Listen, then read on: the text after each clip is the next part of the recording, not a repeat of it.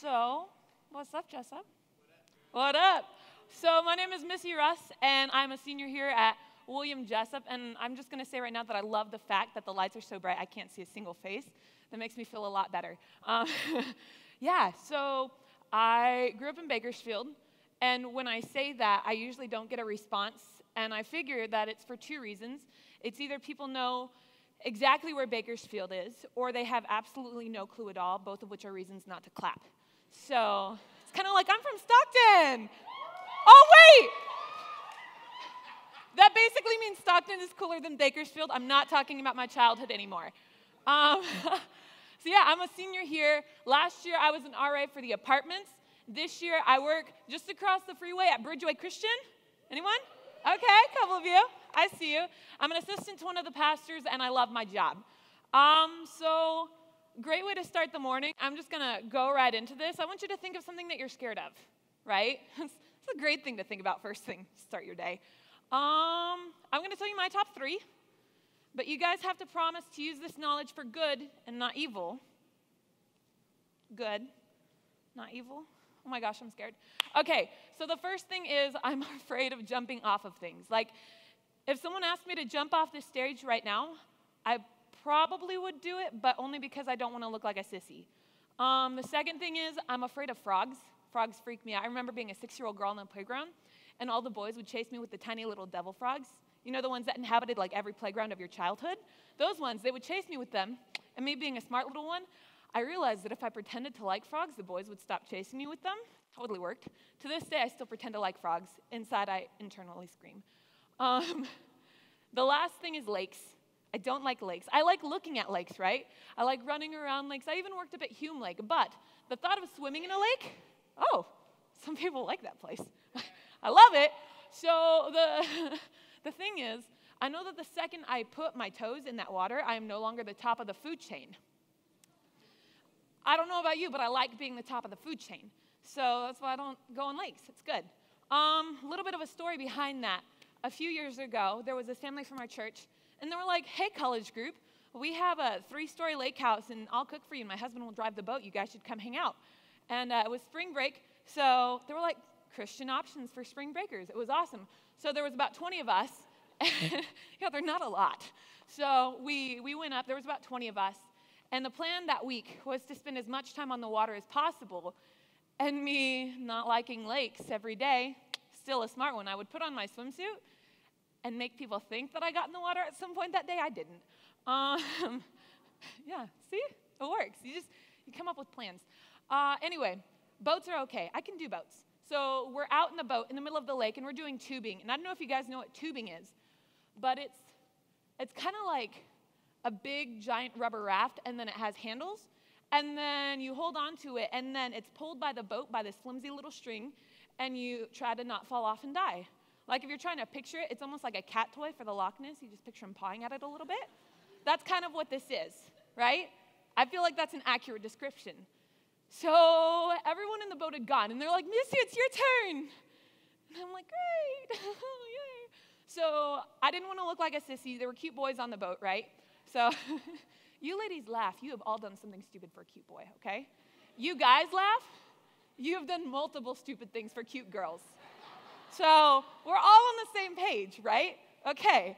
So I get on this thing, and I'm like, I'm not going to die. I'm so going to die. And I'm trying to, like, keep it cool and stuff. And my friend Michaela, she gets on with me, and we're holding on, and the boat takes off. And at first I'm like, this isn't so bad. Like, I might not die quick. Wait, that makes it worse. So I'm holding on, and I start panicking, and me trying to keep it cool. Like, I don't want to let them know that I'm scared, so I'm going to keep it cool, right? And I remember shouting up to the people driving the boat because I'm keeping it cool. Hey, slow down, please. Slow down. And then, like good Christian people would do, they were like, what, speed up? So I'm not bitter. I'm still bitter. In case you guys are wondering what that looked like, I have a picture. I don't know how this works. Oh, there it is. There was only one other time in my life that I've been that scared. That is Ryan, by the way. Okay, take him down. Go away. Wait, how do I? Yes. Phew. All right. I was like, I don't know how long they're going to stay up there, but they didn't show me how to stop it with this. I'm going to add that to my list of fears. So, right? So I'm holding on, and my friend looks at me, and she's like, Missy, if you're scared, let go. And I look at the water, and I look at her, and I think, you're crazy. The thing that I'm scared of is right there. Like, I don't want to fall into that. You're insane. No, I'm not letting go. That's an awful plan.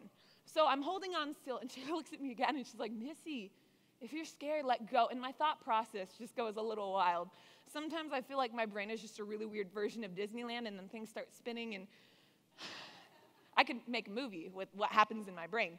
So I remember just my thought process was like, I'm not letting go because Sharktopus live in that water, and they want to eat me, okay? And to this day, they haven't attacked humans, but it's because they want to eat me first. And I know that after they eat me, then the rest of humanity is like a free-for-all. They're going to text their buddies and be like, yo, we got the Missy. And then all of them are going to be like, yo, we can eat the rest of the world now, so I'm doing you a favor.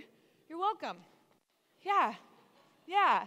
So I remember, like, just no, I'm not letting go. And I go from my fists to my knuckles, right? And I'm like, oh my gosh, this is not happening. And I remember going from my knuckles to my fingertips, and every joint in my hands was white. And I remember thinking, like, this is it. I'm going to die, and the headline tomorrow morning is going to be Sharktopus eats local girl, right? So I don't remember the exact segue between falling off the raft and bobbing in the water, but it was almost instant. It was like, I'm gonna die, and then all of a sudden I'm like, kind of just bobbing in this lake. The water's calming down, the birds are chirping, the clouds are parting, and there's that one beam of sunlight on my face. Okay, that's probably not how it went, but that's how it felt. Probably there was trash floating by, I don't know. But it felt like such a peaceful moment. I'm an introvert. If I spend more time with people than I do by myself, I feel like there's a fat man sitting on my chest and I can't function. But if I spend more time by myself than I do with people, I'm good. So I remember in that moment, just feeling the most alone I'd ever felt, and in the most beautiful of ways. Like the water was coming out, the boat was way out in the distance. And in the 35, 40 seconds that it took for that boat to circle around and come get me, I remember just spinning through this thought process, like if I had never fallen in here, I would have never known the peace that I just experienced. I would have never experienced that. I would have never known that. And then I realized that if my hands are grasped so tightly around the things that I'm trying to hold on to, the things that I think will keep me safe, the things that I think will protect me and bring me peace, my hands will never be open to receive what God has for me. That killed me. I was like, dang, why'd you gotta show me that? And fun little story, God has the best sense of humor. I'm sitting in the back, and the song, you guys played Oceans, of course. So I'm sitting there just like, okay, God, okay. Just your words, not mine. And then I hear, and I will call upon your name and keep my eyes above the waves, and like, Spirit lead me where my trust is without borders. And of course it's about water. And I'm sitting there like, God, stop trying to be funny. I'm getting in the zone. And I love that he just has those little moments for us. It's great. We're going to take a break from that thought. Keep that in the back of your mind. But right now, I really just wish I could look individually in each and every one of your faces and say this. And I can't because the lights are really bright, and that would take a long time even if the lights were on. And I took off my glasses, so I'm like double blind. But it's okay. Yeah, that's a thing. And it's that you guys each have your own story. You guys each have your own individual pains and hurts. You have your own individual victories. The things that make you laugh, the things that freak you out, the things that you have done and the things that have been done to you. You guys all have your own stories, and they have all wrapped up into the people that are sitting in front of me right now. Who you are sitting right there is a result of all of these things that have happened in your life, molding you into who you are. And your stories are powerful. Your stories are so powerful. And the fact that I'm speaking on this, kind of holds me accountable. And this is one of my least favorite things, is vulnerability. I don't like it. It's uncomfortable, and it's sticky, and it's messy, and feelings are like, I like to put everything in neat, nice little boxes. I almost said lice somewhere in there. I was talking too fast. But it's hard. I'm looking at your faces. Just kidding, that's a lie. I'm imagining your faces because I can't see you. And just by looking at you, from what I imagine, I don't know your stories. I can't look at someone and be like, your mom died when you were 2 years old and your dad was an alcoholic. I can't look at someone and be like, you were abused as a kid and then you were taken into foster care. I can't see that when I look at you. But your stories have power. I'm going to talk about two people that we find in the Bible, Esther and Moses. And they also have incredible, crazy stories, but when I kind of summarize their lives right now, I want you to think about them as real people. I feel like too often we hear these Bible stories and it's great, and like we grew up and we knew them and we sang the songs, like, just kidding, I can't think of a song right now, but you know what I'm talking about. So we know these stories, but I think they become numb to us. So real quick, let's look at Esther. She was a real girl, right? Her real parents died. She lived with her real uncle, like the only person she had left. Her real people were getting executed. Not executed, exiled, wrong X word. But they were gonna get executed. That's later on in the story. Her people were getting exiled. And in the midst of all this craziness, she is taken and she is put in this palace and they put a crown on her. And they don't know her story, and she's in that place of safety, right? She's taken out of the madness, and as long as she keeps her mouth shut and does what she's told, she's set for the rest of her life. But then God says, I don't want you to keep your mouth shut. I gave you a story, and I wouldn't ask anything from you if I couldn't bring a victory from it, so Esther, go speak up. You have Moses. And he was a real baby. Guys, picture a real baby, okay? Okay, now I'm smiling because I'm thinking of babies. I love babies. Only when I get to hand them back if they poop. But, sorry, Disneyland is coming out. It was a real baby, put in a real basket, sent up a real river, okay? By his real mother, taken in by a family that was not his own, by people that were not his. That alone is enough to like send some kid through some serious therapy, right? All of you psychology majors are like nodding your heads like, yeah, I can make a case study out of this, right? You're welcome for help with your homework. I'll give you my tutoring fee later. So, real baby, right? And granted, you look at the story and things aren't exactly handled properly at first. I mean, he kills an Egyptian and then runs away from home. We're going to look past that. He finds this place in the desert, a tribe, and he is taken in by them. And he finally feels like he has that belonging, and he's in that safety. He's in that costume, right? He's like, I'm not one of the Egyptians anymore. I'm not associating myself with them. I'm one of these. I'm over here. I think it's Midian. I keep wanting to say Canaanite, but I know that's wrong. Midian. Thank you. Yeah. I owe him. Okay, so he's out there, right? And God says, take off your costume. I gave you a story, and I want you to use it, and I'm going to do amazing things through it, and I know it's scary. I know that your fear right now is like, those Egyptians are going to kill you. Same for Esther. She's like, dude, if I even go into the king's room without being announced, like, he's going to kill me. But it's so beautiful because when you look at the story, she basically says, like, if I die, I die. God is telling me to do this. For such a time as this, let's go.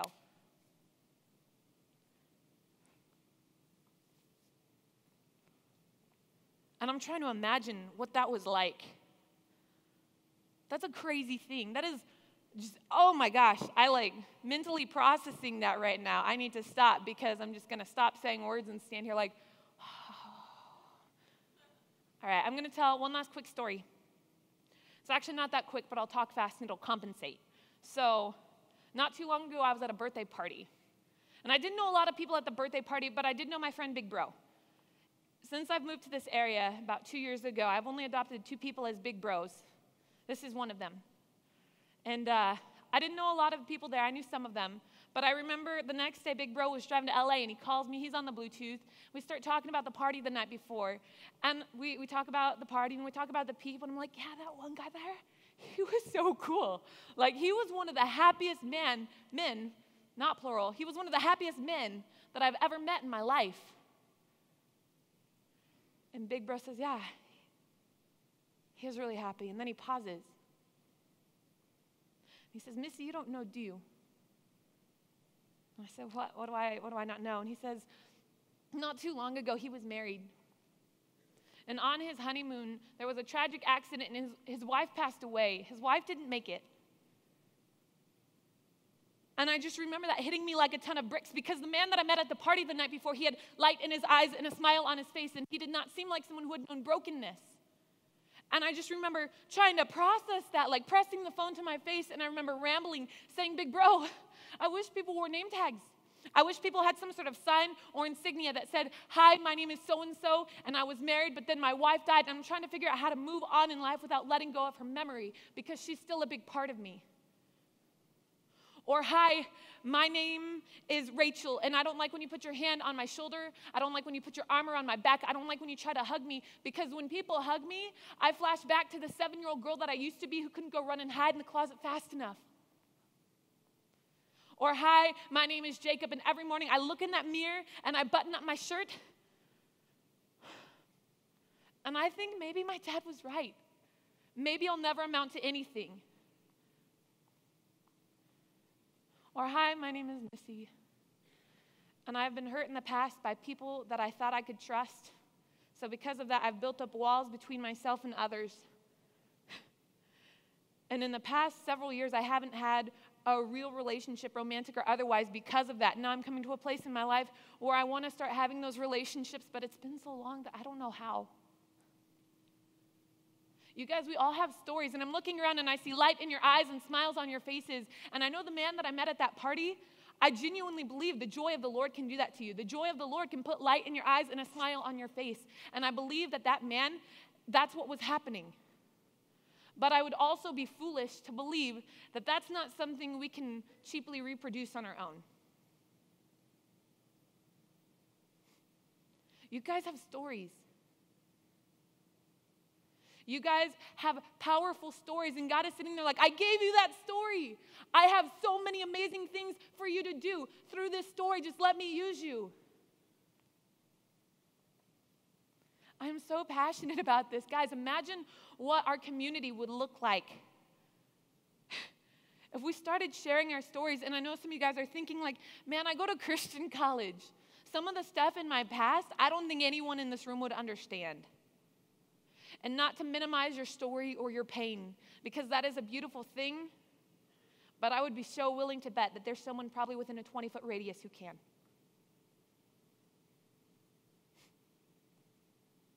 You guys, if we change the way our community looks, if we grow stronger in that vulnerability, the church changes. The church becomes stronger, and when the church becomes stronger, non-believers look and they say, what are they doing? Like, who are they? And that's the question we want. That is the question we should be striving to provoke from them, because when they ask that, we get so many opportunities to be like, oh, let me tell you this one time I was on a boating trip. Right. So I think it's coming to a time, I can't exactly see the clock, but it looks blurry, so I'm going to go for it. You guys, if your hands are grasped so tightly around the things that you're trying to hold on to, around the things that you think will keep you safe, your hands will never be open to receive what God has for you. We don't have name tags. There's a reason for that. We don't have that label, because there's growth that happens in sharing yourself. So let's change this community. Dear God, I want to thank you for these amazing people. God, I want to thank you for this group of brothers and sisters. God, I pray that you continue to just write our stories in such a crazy way that when we tell them, people are like, there is no other way that could have happened if not for God. God, I pray that we are living in true testimonies of you, God. God, that we are undeniable evidence of your hand and of your work. God, I pray that right now you fill these people with a boldness and a strength. God, I pray that you put them in positions where they're able to experience that peace, unlike any other peace that they've ever experienced. God, help us go boldly forth. We love you and ask this in your name. Amen.